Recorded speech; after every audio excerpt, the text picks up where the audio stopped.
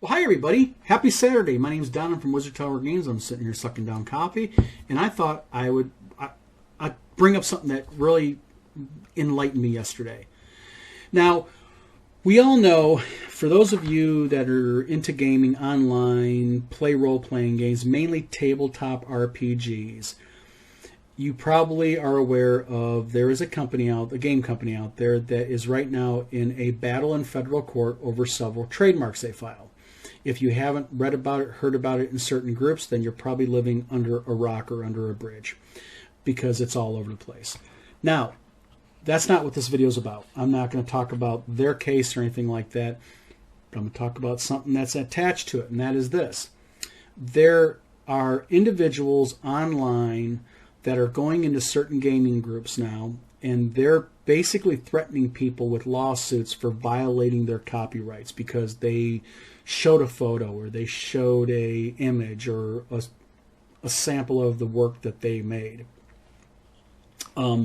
First of all, no, you can't file lawsuit against somebody for doing that because the law says that a person can use a sampling of a person's copyrighted work for for critique, review, etc. So basically, if I did a video and I said I'm going to review Joe Gaming's game and I showed certain little excerpts of it, I'm not violating your copyrights any because I'm giving a critical review, and that's what federal law allows me to do. So for those of you who are sitting back getting pissed off and throwing out there, I'm going to sue you, no you're not, no you can't, no you won't. So now that's cleaned up. But how does this all tie into my video here? And that is this. Now, we're all aware of straw man copyright, right? We're all aware of the copyright theory of what you do is you take your manuscript of your game or your book or whatever you did, and you put it in a manila envelope and you seal it really well with tape, and then you take it to the U.S. Postal Service and you send it to yourself certified mail. Well, you have this sealed envelope, you don't open it, there's your work, it's inside, and if someone else steals it, you can take them to court in front of that judge, and that judge is going to say, you know what, there's a postage date from the U.S. Postal Service. Open that up, see, they prove that they created that on January 1st, 1984. Case closed. Guy, you're going to pay him $1 million. Well, that's the fantasy, that's not the reality. But we also have heard terms like, and this is the reality, it used to be, so I'm saying used to be, that you were protected under copyright law the moment that your work was created in a tangible form. So you create it, you save it to computer. Your artwork you create, you save it to computer. I'm protected under copyright law. Yeah, you used to be protected on that. Used to. Keyword, used to. Now, what am I on about? Yesterday I was in my attorney's office, and I have a trademark copyright IP attorney that I use out of Grand Rapids, Michigan. And I'm glad I use him because I didn't know this. I was in his office yesterday, and I'm in the process of filing a few trademarks on some stuff. And we got all done, and he said, while I'm taking care of your trademarks, you have anything you want me to file copyright on for you? And I went, no, don't need to. I said, I'm not going to worry about it at this point. I want to put the money into it because it's protected anyways. And he looked at me and went, no, it's not. I went, yeah, it is. It's protected, when it's in tangible form. I save it on my computer, I print it off, it's protected. He goes, oh no, and he explained this to me. He said, the law changed. The U.S. Supreme Court clarified. And I went, what are you talking about? Now, this is what really is interesting to me, and that is, I have done artwork for a lot of years, and I've written a lot of reference manuals. I've written some fantasy fiction. I've done some game work, and I guess back in 2019, namely on March 4th, 2019, the United States Supreme Court ruled that you must have registered your copyright in the U.S. Copyright Office before you can sue for infringement of copyright. Now, what happened is this. There's been many, many cases of copyright violation people getting damages from people stealing their work.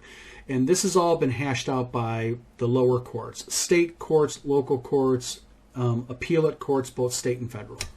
And it's been fairly well hashed out. And there was a case against the New York Times back in 2018 filed, and it was clarified in 2019. And basically now what has happened is, and this is exactly what the Supreme Court ruled, under Title, and I'm reading verbatim, under Title 17, United States Code, subsection 411A, it states that no civil action for infringement of the copyright in the United States work shall be instituted until registration of the copyright claim has been made in accordance with this title. Now, what does that mean?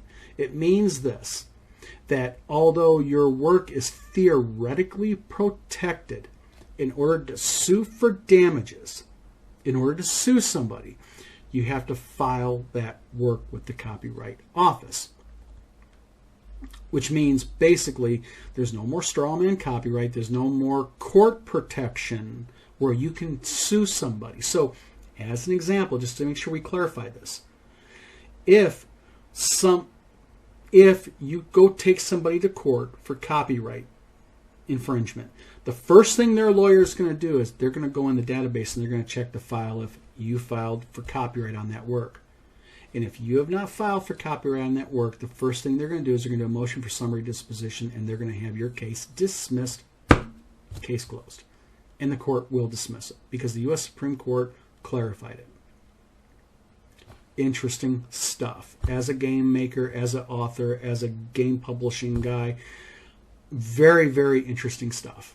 Indeed, in my opinion, at least it is. Because what it really, really nails down, what it really clarifies is that protection and enforcement of that protection are two different things. Yeah, you're theoretically protected. So, but let's clarify this. Let's say I write a book called, I do a game. Let's just pick a game. I write a game called Don's Wally World, and I create this role playing game called Don's Wally World, and Don's Wally World sells. And Joe Smith comes along, and Joe Smith says, I really like that game. And he steals my game, and he publishes it. And I contact Joe Smith Publishing. I say, how dare you use Don's Wally World? Quit it. You owe me money. And he gives me the one-finger salute. I take him to court for violating my copyright, which I can do. His attorney, if he has any salt worth, or if the judge, if he has any fundamental understanding of copyright and trademark law, will go ahead and say, well, Don, did you file for Don's Wally World game? And if I say no, the case dismissed, it's gone. Now, if I tell Joe Smith Publishing, you're using my game, you better quit it, and they give me the one-finger salute, and I'm not filed, and I want to sue them, I can file for copyright of that game, my product. And once I file and I get the notice back that it has been formally filed, the U.S. Supreme Court and the lower appellate courts did say that is sufficient for filing the lawsuit. So your copyright does not have to be formally accepted and approved. It can be formally received and listed as accepted and in process, and that will suffice for purposes of suing an individual for violation of your work. Now, let's say Joe Smith Publishing has a one-up on me and they steal Don's Wally World game. And they say, you know what we're going to do? We're going to file copyright on this. We're going to take the copyright. No, because if they file copyright on it, or if I file copyright on my game and the U.S. Trademark Office, Copyright Office says, no, this has already been filed by Joe Smith Publishing, I can sue Joe Smith Publishing and also file a dispute with the U.S. Copyright Office, and that is when the tricky parts of proving when you created it, computerized records, maybe that certified mail to yourself can prove it. Don't know. It's up to the judge and courts. But that is when the real forensics happen behind a work. So if you steal somebody's work and you file it thinking that, haha, I filed copyright first, screw him, you better hope they don't have their ducks in a row as far as a good computer record, a good record of when they went ahead and they filed something. And for people who say, well, you know, and I'll tell you another good way of doing this is things like registering it online selling it online in PDF form. You know, it's a wild, wild west out there. People steal other people's work all the time. People just arbitrarily go online, they grab something off the online. They think they can use it without asking permission of the owner. You're still in danger, but for copyright law, you can't sue them until you file for your work, and that includes on imagery and such too. Now, that's just an interesting thing to me, because what you're basically doing is you are taking a chance if you don't file copyright. So this is what I did. I told my attorney, I said, listen, I'll file it because I can pay a small fee instead of paying your legal fees. He's like, yeah, it's easy. Go ahead and just file it. Now, how much does it cost to file for copyright? Well, there's two different things. You have a standard, I'm going to read this off. You have a standard filing fee for electronic registration for basic claims, which is $65. What's a basic claim? A basic claim is you just want to file for copyright on your work. Now, it's $45 if you register only one work not made for hire and you're the only author and claimant. So basically, if you wrote a novel and you want to file your novel for copyright, and that novel is copyright Don, and it's not copyright Wizard Tower Games or any other game company or publishing company, and I am the sole copyright holder, and it's my own work, my book, you know, not book 1 of 2, just a fantasy book, it's $45. Other than that, it's $65. And you can also do what they call multiple filings of, I think, up to 10 works. But those mainly fall around magazine periodicals. You know, if you do an anthology of work and it has like 5 or 6 people in it, that type of thing, and the fees vary on that. So where you go to do it, I'm going to go ahead and I'm going to put it right down below here. Right down below me, this is where you file for copyright at. And the link is right down below.